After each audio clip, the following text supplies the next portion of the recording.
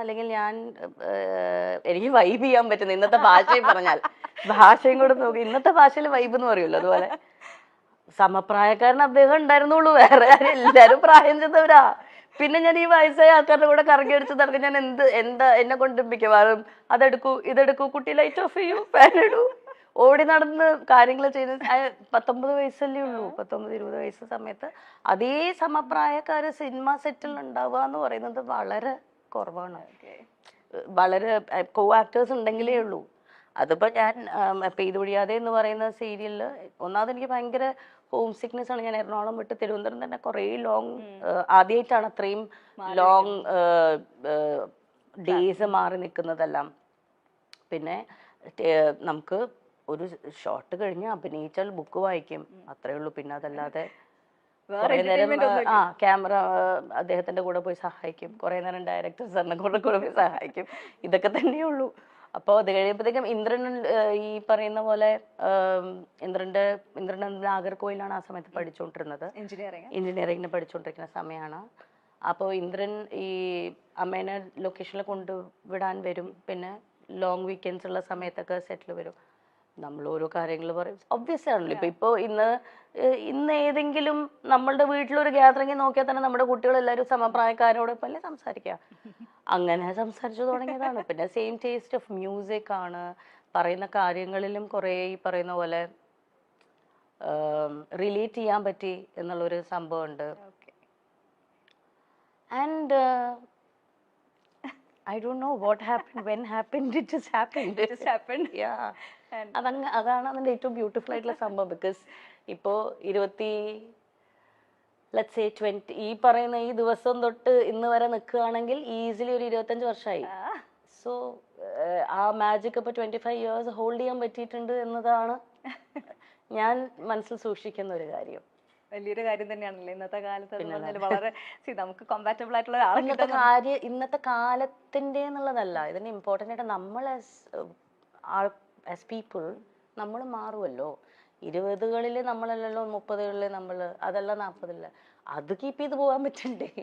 ലോകം മാറുന്നത് വേറെ വിഷയം. നമ്മളുടെ മാറ്റത്തിനോടൊപ്പം തന്നെ നമ്മളുടെ റിലേഷൻഷിപ്സും ആ ചുറ്റുമുള്ള ആൾക്കാരെയും മാനേജ് ചെയ്തുകൊണ്ട്, അല്ലെങ്കിൽ അത് അങ്ങോട്ടും ഇങ്ങോട്ടും രണ്ടുപേർക്കും കംഫർട്ട് ആവുന്ന രീതിയിൽ കൊണ്ടുപോകാൻ പറ്റുക എന്ന് പറയുന്നത് അതൊരു ഒരു ആങ്കറാണ്. അപ്പം ഇന്ന് നമ്മളുടെ ഒരു എന്താ പറയുക, ഒരു സോഷ്യൽ മീഡിയയിലേക്ക് എത്തുമ്പോൾ, ഡിജിറ്റൽ മീഡിയയിലേക്ക് എത്തുമ്പോൾ അതിനൊരു കൾച്ചർ കുറച്ച് നല്ല ഡിഫറെൻ്റ് ആണ്. പ്രേക്ഷകർ കാണാൻ ആഗ്രഹിക്കുന്ന എല്ലാ പ്രേക്ഷകരും അല്ല, പല കാര്യങ്ങളും കാണാൻ ആഗ്രഹിക്കുന്ന പ്രേക്ഷകരുണ്ട്. അമ്മയെ തല്ലിയാലും രണ്ടുണ്ട് പക്ഷം എന്ന് പറയുന്നത്. ഇപ്പൊ ഞാൻ ചില സമയത്ത് എനിക്ക് പേഴ്സണലി വലിയ ഇൻട്രസ്റ്റ് ഉണ്ടാവില്ല ഇങ്ങനെ ഒരു കാര്യം ചോദിക്കാനായിട്ട്, പക്ഷെ എന്റെ ജോലിയുടെ ഭാഗമായിട്ട് ചിലപ്പോൾ ഞാൻ ചോദിക്കുകയും ചെയ്യും.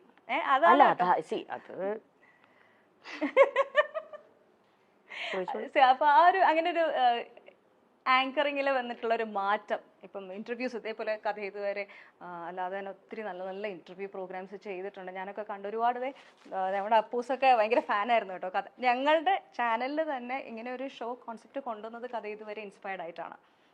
അപ്പോൾ താങ്ക് യു. അപ്പോൾ ഈ ഒരു മാറ്റം ഇപ്പം ഞാനിത് പറയാൻ കാരണം, മല്ലികാമ്മേനെ ഏത് ഇന്റർവ്യൂവിൽ കണ്ടാലും ബേസിക് ആയിട്ട് ചോദിക്കുന്ന ഒരു കാര്യമുണ്ട് മരുമക്കളെ പറ്റിയിട്ട്. അപ്പം എന്തെങ്കിലുമൊക്കെ പോയി പറയുകയും ചെയ്യും. അത് കിട്ടാൻ വേണ്ടിയിട്ട് നമ്മൾ എന്തെങ്കിലും ഒരു സാധനം ഇട്ട് കൊടുക്കും. അത് നിങ്ങൾ ചിരിക്കൊന്നും വേണ്ട, അമ്മ നല്ല മിടിക്കുക. അമ്മയ്ക്ക് അറിയാം നിങ്ങൾക്ക് എന്താ വേണ്ടെന്ന്. അതുകൊണ്ടാണല്ലോ നിങ്ങൾ പിന്നെ ചോദിക്കുന്നേ.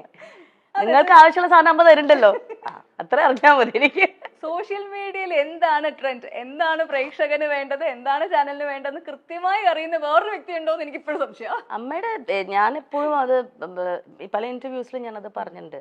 അമ്മയുടെ പ്രായത്തിൽ അത്രയും റെലവെന്റ് ആയിട്ട് നിൽക്കാൻ പറ്റുക എന്ന് പറയുന്നത് ഭയങ്കര ഡിഫിക്കൽട്ടായിട്ടുള്ള ഒരു കാര്യം തന്നെയാണ്. അത് ഇന്നത്തെ ജനതയ്ക്ക് എന്താണ് ഇഷ്ടം, അല്ലെങ്കിൽ ഇന്നത്തെ ജനതയ്ക്ക് റിലേറ്റ് ചെയ്യാൻ പറ്റുന്ന രീതിയിലുള്ള കാര്യങ്ങൾ സംസാരിക്കുകയും അവർക്ക് മനസ്സിലാവുന്ന രീതിയിൽ അത് എക്സ്പ്രസ് ചെയ്യാൻ പറ്റുക എന്ന് പറയുന്നത് ഭയങ്കര ഇമ്പോർട്ടൻ്റ് അല്ലേ. അപ്പം അമ്മ അതിൽ മിടിക്കുകയാണ്. ഞങ്ങളുടെ ചാനലിൽ തന്നെ വന്ന പ്രോഗ്രാമിൽ വന്നൊരു വേറൊരു സാധനം കൂടി ഞാൻ കാണിച്ചു തരാം കേട്ടോ. അമ്മയുടെ ആൻസർ പറഞ്ഞു, ഇത് കേട്ടിട്ട് മരുമക്കളുടെ റെസ്പോൺസ് നമ്മൾ ഇതിൻ്റെ ഒരു റിയാക്ഷൻ ആക്ച്വലി വേറെ വന്നിട്ടുണ്ടായിരുന്നു. ഇത് ട്രോളാണ് കേട്ടോ. ഞങ്ങൾ ചാനലുകാർക്കുള്ള ട്രോൾ. ആന്റി കുറച്ച് ഫ്രഷ് ക്വസ്റ്റ്യൻ എടുക്കട്ടെ. മല്ലികാന്റിക്ക് ഏറ്റവും ഇഷ്ടമുള്ള മരുമോൾ സുപ്രിയാണോ പൂർണിമയാണോ? ഇന്ദ്രജിത്താണോ പൃഥ്വിരാജാണോ മല്ലികാന്റിക്ക് ഏറ്റവും ഇഷ്ടം? അടുത്തത് റാപ്പിഡ് ഫയർ ആണ്. 3 ആളുടെ പേര് പറയാം. അതിൽ ഒരാളുടെ പേര് മല്ലികാന്റി പറഞ്ഞേ പറ്റുള്ളൂ. മല്ലികാന്റിക്ക് ഏറ്റവും ഇഷ്ടമുള്ള പേരക്കുട്ടികൾ ഇവരിൽ ആരാണ്? അലങ്കൃത, പ്രാർത്ഥന, നക്ഷത്ര. ഇഷ്ടമില്ലാത്തത് വേണമെങ്കിൽ പറയാട്ടാ. ഏറ്റവും സെൽഫിഷായ മരുമോൾ സുപ്രിയാണോ പൂർണിമയാണോ? ഇത് നിങ്ങൾക്കെതിരെയുള്ള ട്രോളാണ്.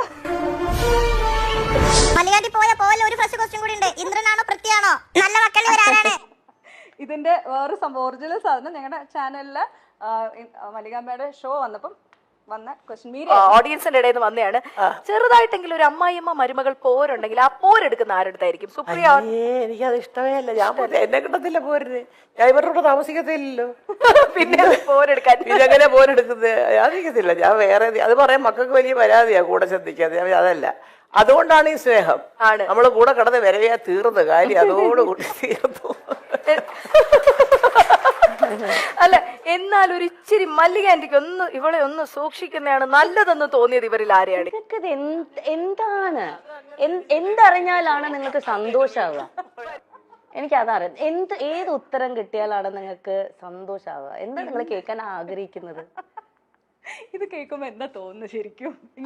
ഇല്ല, എനിക്ക് അങ്ങോട്ടാ ചോദിക്കാനല്ലോ. നിങ്ങൾ ചോദിക്കുന്ന ചോദ്യങ്ങൾക്ക് അതനുസരിച്ച് ഉത്തരം തരാലോ എന്ന് വെച്ചിട്ടാ ചോദിക്കണം കേട്ടോ. എന്ത് കേട്ടാലാണ് നിങ്ങൾക്ക് കൂടുതൽ സന്തോഷം? സത്യം പറയല്ലോ, എനിക്ക് അറിയത്തില്ല. ഞാൻ ഈ ക്വസ്റ്റ്യന്റെ ആളല്ല. സത്യസന്ധമായിട്ട് പറയുവാണെങ്കിൽ ഈ ഇന്റർവ്യൂസ് ഞാനിപ്പോ സിനിമ കുറെ ഇന്റർവ്യൂസ് ചെയ്യണ്ടല്ലോ. ഇത് ഒരു മാറ്റമാണ്. ആക്ച്വലി സമയത്തിനനുസരിച്ചുള്ള മാറ്റമാണ്. ഇങ്ങനെ വളരെ പേഴ്സണൽ ആയിട്ടുള്ള ഇറലവെന്റ് ആയിട്ടുള്ള ക്വസ്റ്റ്യൻസ് തന്നെ ഞാൻ പറയും. പക്ഷെ ഇങ്ങനത്തെ ക്വസ്റ്റ്യൻസിലേക്ക് ആങ്കർ ചോദിക്കുന്നതിനെ പറ്റി ആ ഒരു ജോലിയിൽ ഇരുന്ന ഒരാളാണ് അല്ലെങ്കിൽ ചെയ്യുന്ന ഒരാളാണ്. എനിക്കൊരു പേഴ്സണൽ റൂളുണ്ട്. ഞാൻ മുമ്പിലിരിക്കുന്ന വ്യക്തിയെ അതിപ്പോ ഒരു ഇന്റർവ്യൂവർ എന്ന രീതിയിൽ ഞാൻ ഇന്റർവ്യൂ ചെയ്യുന്നപ്പം കഥ ഇതുവരെ ചെയ്തപ്പോഴാണെങ്കിലും അത് കഥ ഇതുവരെയിലാണ് എൻ്റെ ലൈഫ് ചേഞ്ചിങ് ജേർണി ആയിരുന്നു കഥ ഇതുവരെ എന്ന് പറയുന്ന ആ സമയത്ത്. കാരണം ഞാൻ ഇന്റർവ്യൂ ചെയ്തിട്ടുള്ള കുറേ മഹത്തായിട്ടുള്ള വ്യക്തികളും അവരുടെ ജീവിത പാഠങ്ങളിലൂടെ ഞാൻ പഠിച്ച കാര്യങ്ങൾ കുറേയാണ്. കാരണം ഞാൻ അവരെ മുമ്പിൽ ഇരുത്തുന്നതിന് മുന്നേ കുറേ അവരെക്കുറിച്ച് പഠിച്ചിട്ടാണ് അവിടെ ഇരിക്കുന്നത്. ഒരു പ്രോപ്പർ ഹോംവർക്ക് ചെയ്ത് ഒരാഴ്ചയോളം അവരുമായി മാനസികമായി സഞ്ചരിച്ചിട്ടാണ് നമ്മൾ ഒരു ഇന്റർവ്യൂവിന് അവരെ കൊണ്ടിരുത്തുന്നത്. ആ സമയത്ത് എനിക്ക് ആ മുമ്പിലിരിക്കുന്ന വ്യക്തിക്ക് ഏറ്റവും ഉചിതമായിട്ടുള്ള അദ്ദേഹം അവിടെ ഇരിക്കുമ്പോൾ അദ്ദേഹത്തിന്റെ മനസ്സിൽ ഓർത്ത് വെക്കാൻ പറ്റുന്ന സന്തോഷം അല്ലെങ്കിൽ അദ്ദേഹത്തിന് സന്തോഷം കൊടുക്കുന്ന കുറച്ച് നിമിഷങ്ങൾ മനസ്സിൽ കൊടുക്കണം എന്നത് മാത്രമേ ഞാൻ വിചാരിക്കാറുള്ളൂ. എൻ്റെ ഇന്റർവ്യൂവിനെ കുറിച്ച് ആലോചിക്കുമ്പോൾ മുമ്പിലിരിക്കുന്ന വ്യക്തിക്ക് ഒരു സന്തോഷവും സമാധാനം ഉണ്ടാവണം. ഞാൻ എൻ്റെ ഏറ്റവും ട്രൂ സെൽഫായിരുന്നു അവിടെ, അല്ലെങ്കിൽ എനിക്ക് എൻ്റെ മെമ്മറബിൾ മൂമെന്റ് ആയിരുന്നു ഞാൻ ഈ ഇന്റർവ്യൂവിൽ സ്പെൻഡ് ചെയ്യാൻ പറ്റിയത് എന്ന ആ ഒരു ഹോസ്റ്റിന് ആ ഒരു ഗസ്റ്റിന് ഫീൽ ചെയ്യിപ്പിക്കാനുള്ള രീതിയിലുള്ള ഇന്റർവ്യൂസേ ഞാൻ പ്ലാൻ ചെയ്യാറുള്ളൂ. ഒരിക്കലും മുമ്പിലിരിക്കുന്ന വ്യക്തിയെ ഡിസ്റെസ്പെക്ട്ഫുൾ ആയിട്ട് അവർക്ക് അൺകംഫർട്ടബിൾ ആയിട്ടുള്ള രീതിയിൽ ചോദിക്കരുത് എന്ന് തന്നെ എനിക്കൊരു പേഴ്സണൽ ആയിട്ടുള്ള അതെൻ്റെ പേഴ്സണൽ സംഭവമാണ്. റൂൾ ബുക്കിൽ പ്രധാനമായി വരുന്ന ഒരു കാര്യമാണ്. അതുകൊണ്ട് തന്നെയാണ് ഞാൻ അധികം ഇന്റർവ്യൂസും ചെയ്യാത്തത്. കാരണം ആരെയും ഞാൻ കുറ്റം പറയുകയല്ല. കംഫർട്ട് ലെവൽ ഭയങ്കര ഇമ്പോർട്ടൻ്റ് ആണല്ലോ. ഇപ്പം ചോദിക്കുന്ന ചോദ്യങ്ങൾക്ക് കംഫർട്ടായിട്ടുള്ളവർ ആൻസർ പറയും. ചിലവർക്ക് അത് അൺകംഫർട്ടബിൾ ആണ്, അവരത് പറയില്ല. പക്ഷെ ഇന്റർവ്യൂവിനെ സംബന്ധിച്ചിടത്തോളം നിങ്ങൾക്കത് പറ്റില്ല. നിങ്ങൾക്കൊരു സർട്ടൻ കോളം ബുക്ക് ഉണ്ട്, അത് ടിക്ക് ചെയ്തേ പറ്റുള്ളൂ അല്ലേ. എനിക്ക് അങ്ങനെ ആരില്ല. ഞാൻ ചെയ്തിരുന്ന ഷോയിൽ എനിക്ക് പേഴ്സണൽ ആയിട്ടുള്ള ഒരു സ്വന്തമായി പറയാറുണ്ട്, ഞാൻ ഇന്ന കാര്യങ്ങൾ ചെയ്യില്ല, ഞാൻ ഇന്ന രീതിയിൽ ചെയ്യുള്ളൂ. എനിക്കതേ പറ്റുള്ളൂ. കാരണം എനിക്കൊരാൾ അൺകംഫർട്ടബിൾ ആക്കാൻ പറ്റില്ല.